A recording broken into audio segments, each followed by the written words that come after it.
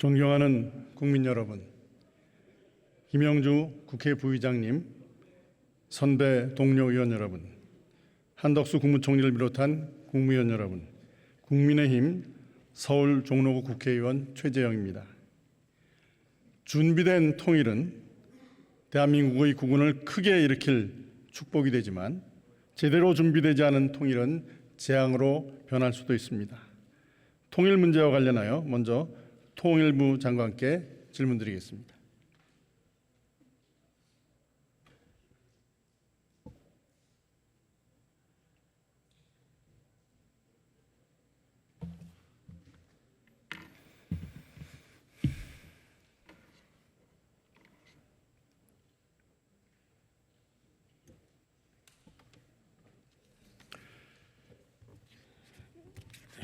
장관님. 네.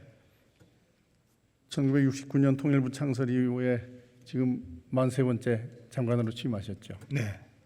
통일부 장관의 카운터파트라고 할 수 있는 북한의 조평통 위원장 지금 몇 대째입니까?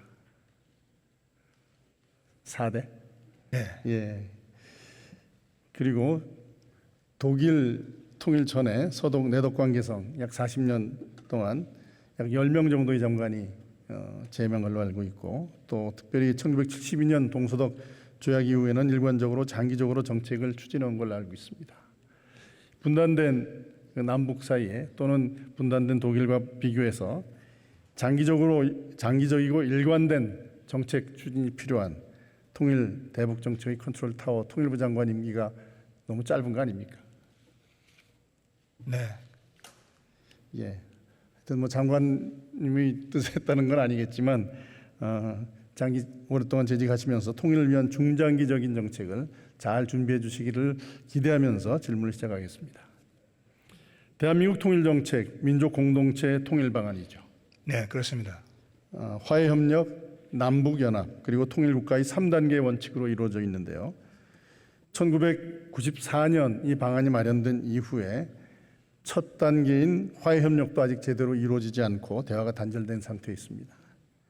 물론 3대 세습 체제 유지를 위한 핵개발, 대화 거부 등 북한의 태도 때문이라고 생각합니다마는, 그럼에도 불구하고 우리는 어떻게 통일을 준비하는가에 대해서 질문드리겠습니다.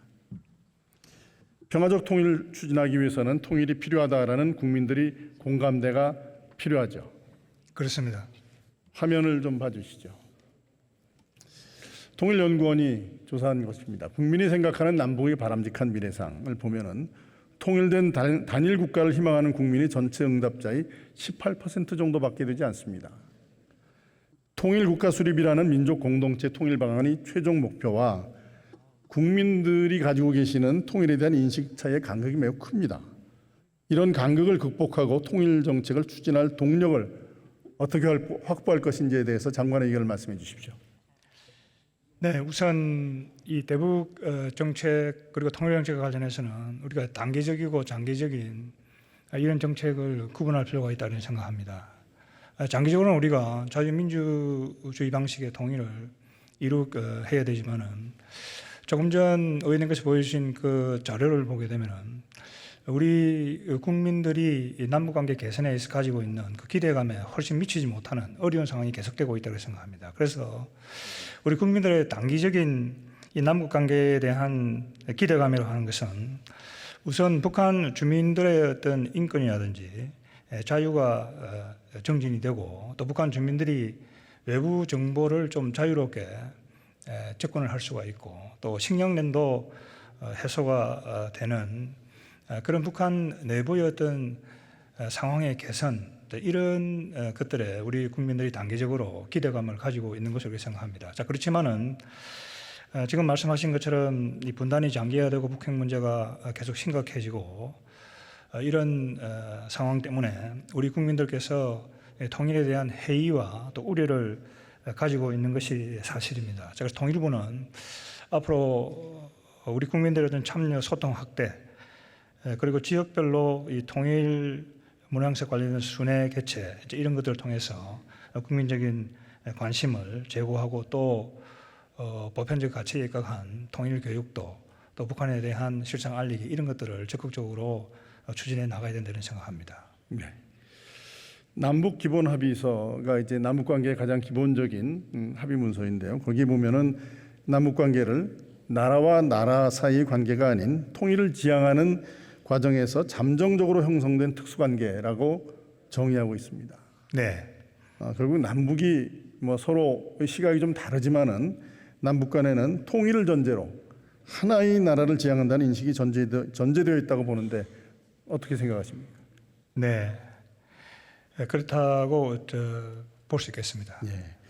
그런데 북한은 북한의 그동안의 남북 관계에 대한 태도를 보면은 1990년대 이후부터는 통일보다는 체제 유지에 좀 집중해 왔고, 특히 이제 김여정이 지난해 우리 정부가 제의한 대북 지원에 대한 담대한 구상을 거부하면서 서로 의식하지 말고 살자 뭐 이런 발언도 했고요. 그 이후에는 또 그동안 공식적으로 한 번도 거론하지 않았던 대한민국이라는 표현을 사용했습니다. 거기에 대해서는 남북 기본 합의서상의 통일을 지향하는 남북 관계를 포기한 것 아닌가라는 견해도 있는데요. 장관께서는 어떻게 보고 계십니까? 네, 의원님께서 말씀하신 대로 최근에 북한이 내놓고 있는 외무성이라든지 김여정의 담화 이런 걸 본능한다면 대한민국을 지칭을 할 때 양꺽쇠를 사용해서 그걸 사용하고 있습니다. 또 조금 전에 말씀하신 대로 지금까지 한국에 대해서는 이 대한민국이라는 표현을 사용하지 않았습니다. 그래서 최근 들어서 이 대한민국이라고 하는 용어를 사용하는 그 빈도수가 점점 더 증가하고 있습니다. 그래서 통일부 차원에서는 이 문제를 예의주시하고 있습니다. 이것이 단순히 지금까지 해왔던 것처럼 대한민국을 비난하기 위한 그런 목적인지 아니면은 북한이 1991년 의원님 말씀하신 대로 남북 기본 합의서 체제에 변화를 주려고 하는 그런 의도가 있는 것인지 통일부로서는 북한이 지금 공개적으로 내놓는 그 문건들을 예의주시하면서 북한이 어떤 방향으로 갈지 거기에 대해서 만반의 지금 검토를 하고 있는 그런 상황입니다. 네. 장관께서 취임하시기 전에 통일미래기획위원장으로 계셨죠. 네. 신통일 미래 구상을 준비해 오신 걸로 알고 있는데 이것이 큰 틀에서 봤을 때 기존의 통일 정책을 어떻게 보완하는지 또는 차이점이 있는지 거기에 대해서 말씀해 주실 수 있으십니까? 네.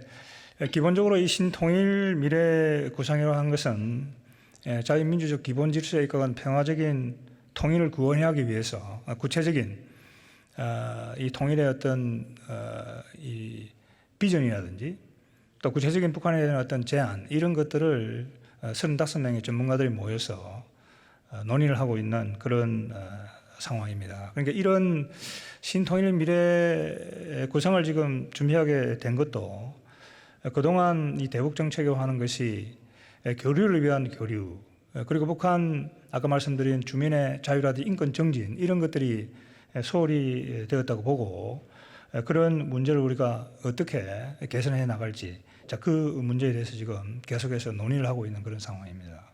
예. 우리 국민들이 아마 뭐 저를 포함해서 70대 중반 이전의 분들은 분단 이후에 다 출생을 하셨고요. 그렇기 때문에 분단이라는 상황 자체에 매우 익숙해 있습니다. 그래서 이런 분단 상황이 어떻게 보면 뉴 노멀로 자리 잡은 거 아닌가 이런 생각도 있는데요. 화면 한번 봐주시죠. 서울대 통일평화연구원 조사 결과에 의하면은 국민의 절반도 안 되는 약 43.8% 정도의 국민만이 통일이 필요하다라고 생각하는 것으로 나와 있고요. 또 다음 화면 한번 또 봐주시기 바랍니다.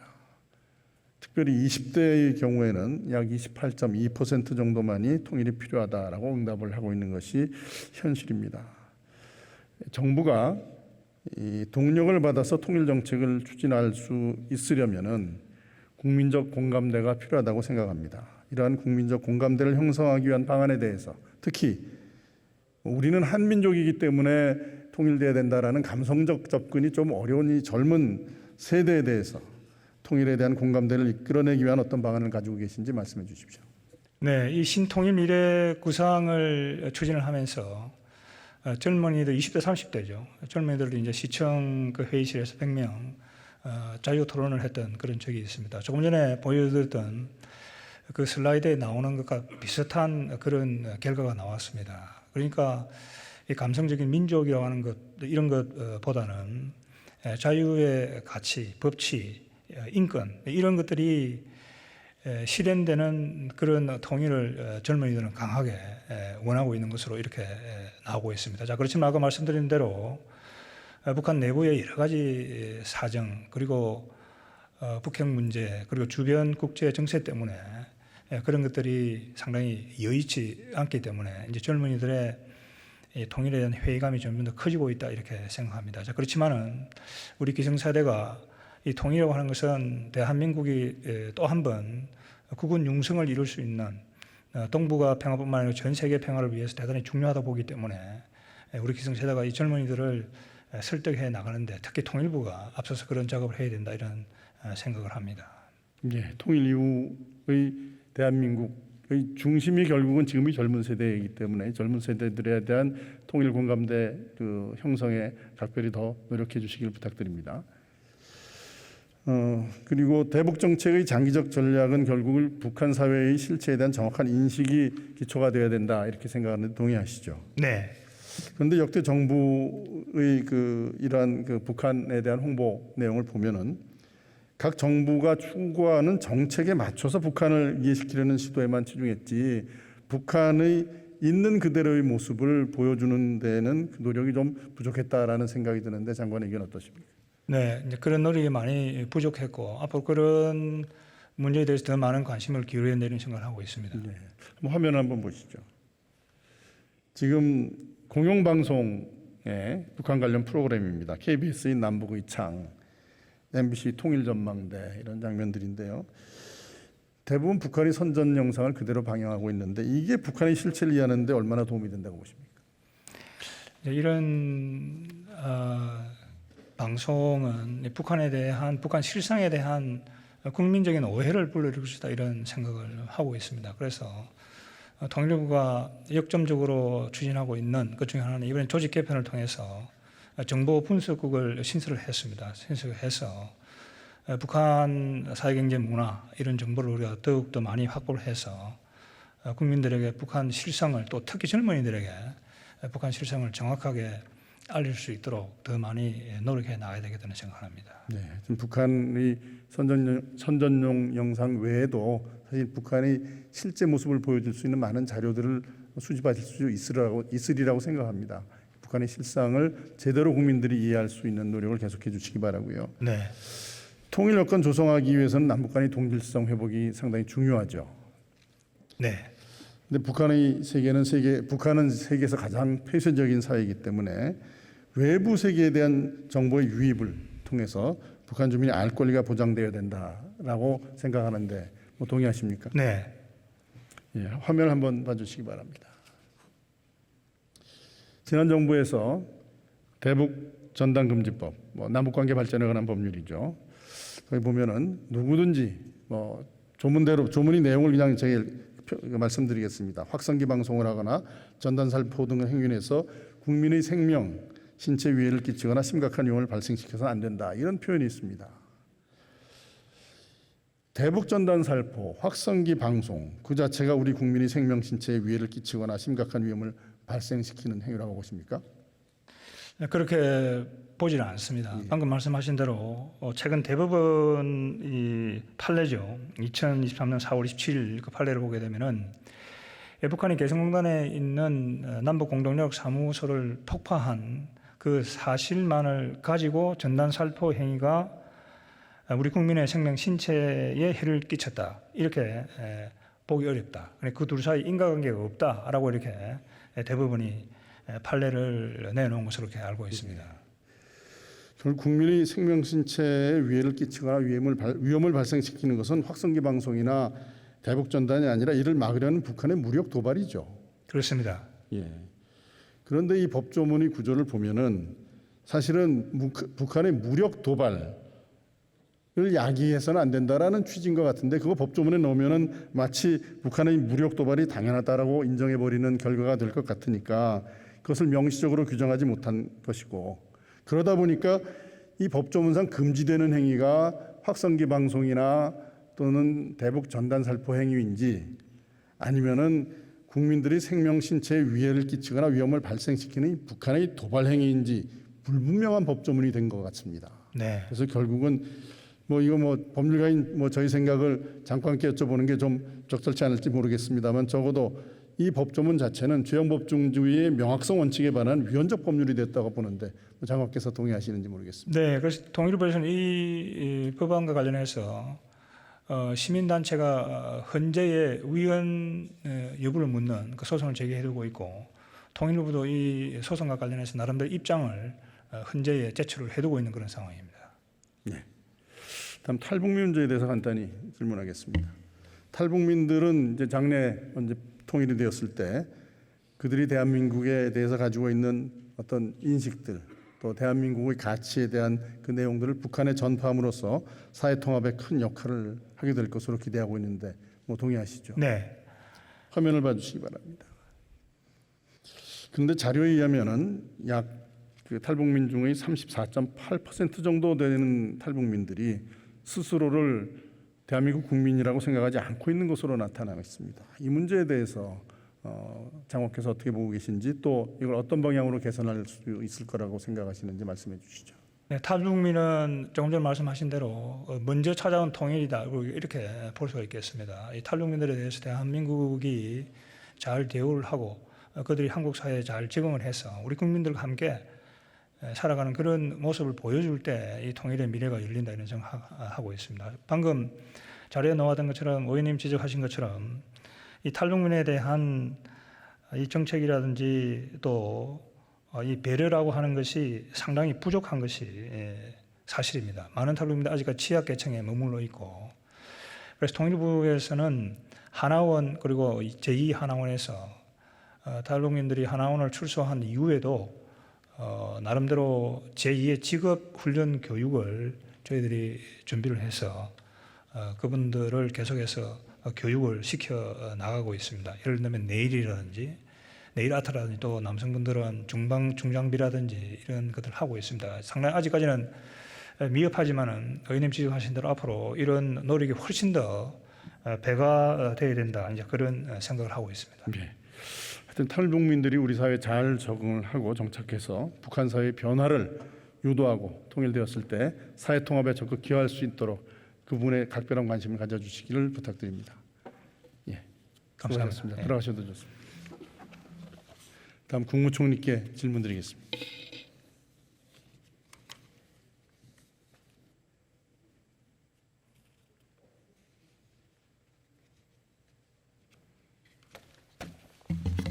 북한에서 최근 제정된 반동사상문화배격법, 청년교양보장법, 평양문화보호법 등에 대해서 알고 계신가요?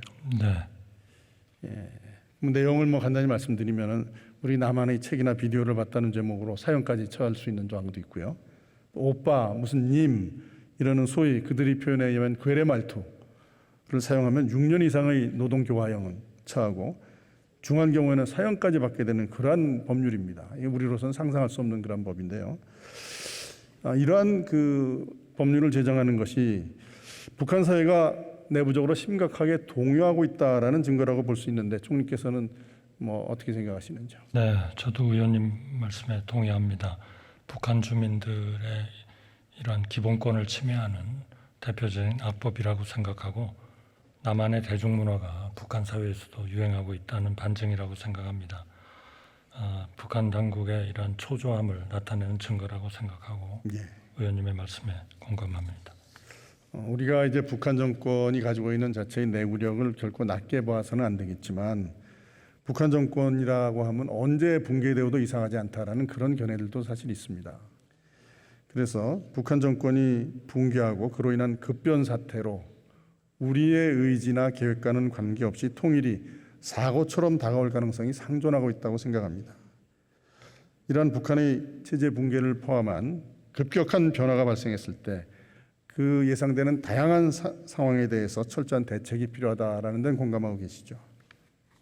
예, 의원님 말씀에 전적으로 공감하고요. 철저하고 체계적인 준비가 필요하다고 생각합니다. 대비책이 작동하도록 만반의 준비와 점검을 하고 있습니다. 구체적 내용에 대해서는 여기서 모두 확인해 드리기 어려운 점을 양해해 주시기 네, 바랍니다. 이 자리에서 구체적 내용 말씀하시기 어렵다는 건 잘 이해하고 있습니다.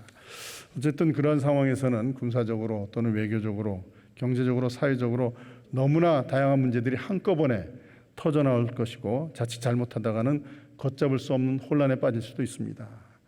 물론 정부에서도 다양한 상황에 대해서 잘 준비하고 계시리라고 믿습니다만은 이걸 한번 종합적으로 과연 그게 제대로 작동할 수 있는지 총리께서 취임하신 후에 점검해 보신 사실이 있습니까? 많은 노력을 기울이지는 못했습니다. 앞으로 열심히 좀 점검해 보도록 그렇게 하겠습니다. 예. 우리가 철저히 대비한다고 하더라도 사실은 예상할 수 없는 그런 많은 일들이 생길 수 있습니다. 지난번 잼보리 사태에서 우리는 큰 교훈을 얻을 수 있다고 봅니다.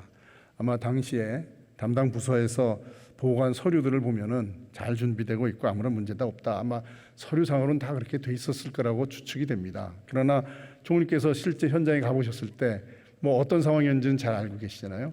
네. 이 통일의 어떤 급변 상황에 대해서 우리가 대비할 때에도 비슷한 상황이 되지 않을까 하는 그런 우려가 있습니다. 네. 총리께서 좀 이 통일이라는 급변 사태가 됐을 때 우리 사회가 겪어야 될 어떤 이 심각성, 중대성을 좀 충분히 이해하시고 꼭 제대로 이게 작동할 수 있는지, 과연 다양한 분야에 대해서 제대로 준비되고 있는지에서 꼭 점검해 주시기를 부탁드립니다. 네, 알겠습니다. 예. 그리고 혹시 양해해 주시면 제가 아까 답변 과정에서 조금 답변을 잘 못 드린 게 있어서 네. 좀 말씀드릴까 합니다. 네, 양해해 말씀하세요. 주시겠습니까? 네. 그 경찰의 증언에 관한 문제인데요.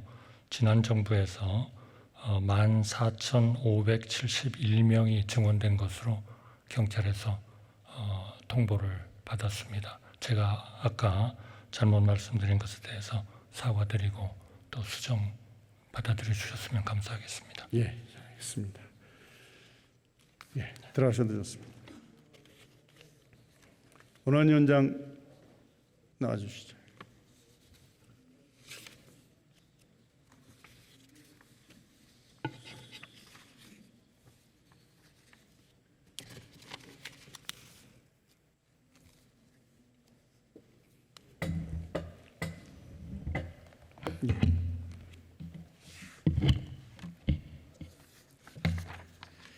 네.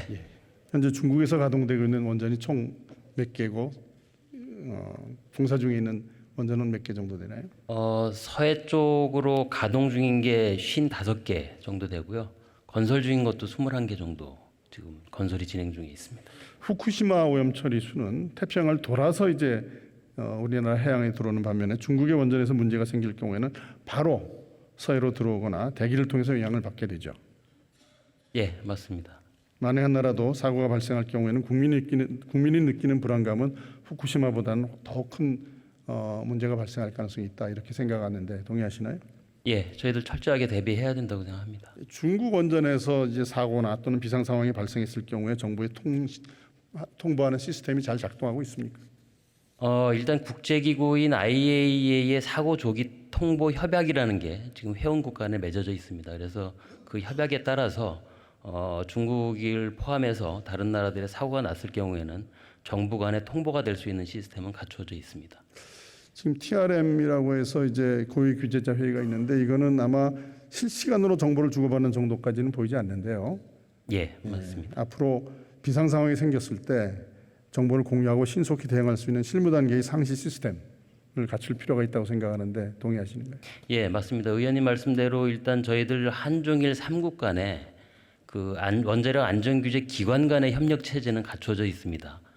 그렇지만 그것이 실질적인 이제 효과를 내기 위해서는 의원님 말씀대로 좀 더 정치하게 정밀하게 가져가는 시스템이 필요하다고 생각합니다. 네, 외교부와 협력하여 이런 시스템이 구축될 수 있도록 노력해 주시기 부탁드립니다. 네, 그렇게 하도록 하겠습니다. 수고하셨습니다.